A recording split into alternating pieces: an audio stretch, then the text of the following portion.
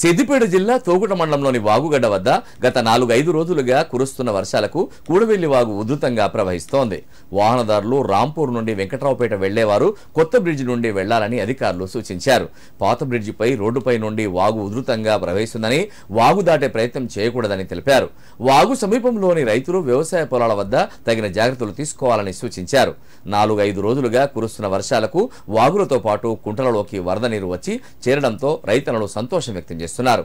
రానున్న 2-3 రోజులు భారీ వర్షాలు ఉన్నందున వాగు మరింత ఉధృతంగా ప్రవహించే అవకాశం ఉందని అధికారులు తెలిపారు.